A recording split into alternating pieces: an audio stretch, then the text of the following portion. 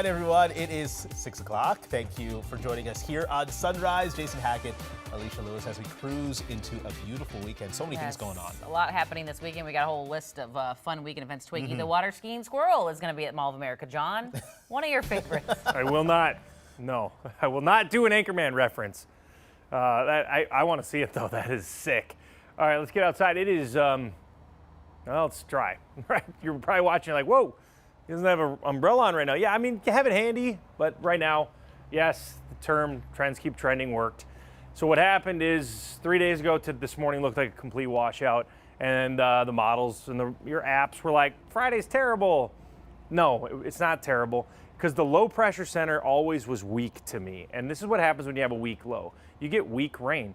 So the best chance for actual showers is going to be on Lake Mille Lacs right now. So if you're waking up on Lake Mille Lacs, Brainerd obviously exiting, going over to Isle, you're going to have a couple showers. I know, speak there, 6 o'clock in the morning is late if you're trying to go out fishing. But yes, it looks like a couple of showers to contend with on Mille Lacs. Otherwise, in the metro, not much going on. I'm calling for this passing shower that you see in Redwood Falls, probably around 8 to 10.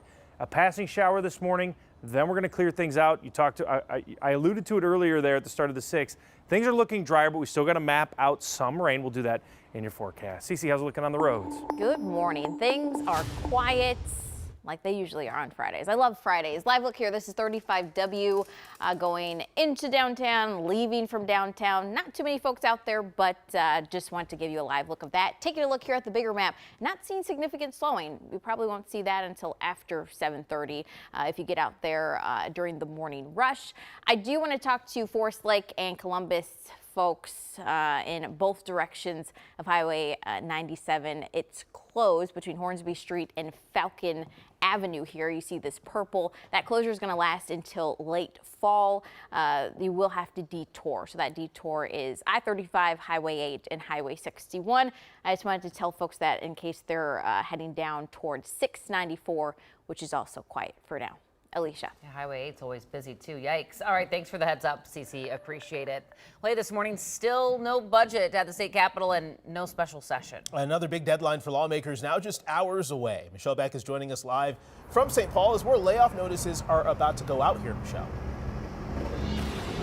Well, hey, good morning, Jason, Alicia. Layoff notices have already gone out to nurses, and now 28,000 more state workers will get those pink slips. That's if lawmakers don't make a deal by Monday. Lawmakers have missed their own deadline to come to a budget agreement in order to call a special session by midweek. That's now 3 missed deadlines. And this morning, I again checked for any announcement by Governor Walz, who said he is hoping to call a special session by the end of the week. There's nothing on that just yet. If a state budget isn't passed by June 30th, then the day after, there'll be a partial government shutdown. I am obligated by the contracts with state workers on Monday morning to send out over 28,000 potential layoff notices. I think that causes great uncertainty for folks. I think it adds unnecessary chaos. So we're negotiating on this. Now, we did see some progress yesterday. The Human Services Working Group came to an agreement on a $16.8 billion budget, which accounts for over 40% of the entire state budget. Back to you. All right, Michelle, thank you. Another issue that could play out at the Capitol involves child care. Daycare providers in St. Paul are sounding the alarm on funding this morning. They say they're in crisis and they need more money to keep running. 3 longtime child care centers have closed recently, and 2 more are slated to close at the end of the summer. Last night, child care providers, families, and state lawmakers discussed the challenges at Big Wonder Child Care over in St. Paul. The 2 biggest concerns were funding and low wages for child care teachers. Right now, the Minnesota state budget does include $2 billion for child care, but of course, it's all still being negotiated. This morning, Derek Thompson's fate is in the hands of a Hennepin County jury. Deliberations in his murder trial continue in just about 5 hours. They're considering whether Thompson was behind the wheel of an SUV that flew through a red light going more than 90 miles an hour, hitting a car and killing all 5 women inside. Prosecutors say surveillance video shows it was him, while the defense argued it could have been his brother DeMarco. DeMarco testified, saying he was not the driver. Starting tonight, you're going to see more police patrolling Boom Island Park in Minneapolis. This is in response to Sunday's deadly shooting that killed a 23-year-old mother and injured 6 others. Extra patrols will be in the area between 8 p.m. and midnight. The park already put up mobile cameras in the parking lot, but one city council member wants the park board to do even more, like close the parking lot early, among other things. We're learning this morning the Minneapolis City Auditor will review the police department's involvement in a federal raid on a Mexican restaurant that happened Tuesday that sparked protests. That's after a unanimous vote from the city council. Police Chief Brian O'Hara said MPD was not involved in the planning or executing that federal search warrant, but said that they were called in to control the unruly crowd. Those crowds formed after word spread that ICE agents were present. Local leaders said the raid had nothing to do with immigration enforcement, but local activists are saying that doesn't matter. They are saying that because it is not technically an immigration raid, the public should not worry about several units of ICE agents with assault rifles storming into immigrant communities.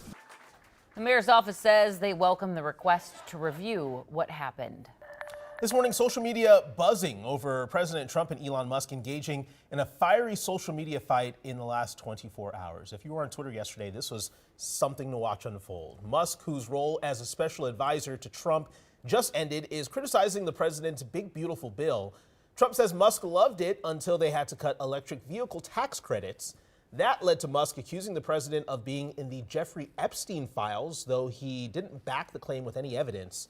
Trump has since threatened to cancel government contracts with Musk's companies. The internet was having a field day. It sure was. With that one. And this one, too. Wolves fans waking up a little giddy this morning after a thriller game 1 of the NBA Finals. Can we cut to Jason's face quick? No. The slow tear. No, we don't. We don't want to see that? There's no tears. Oh, there. Is it? I'm fine. We're all good.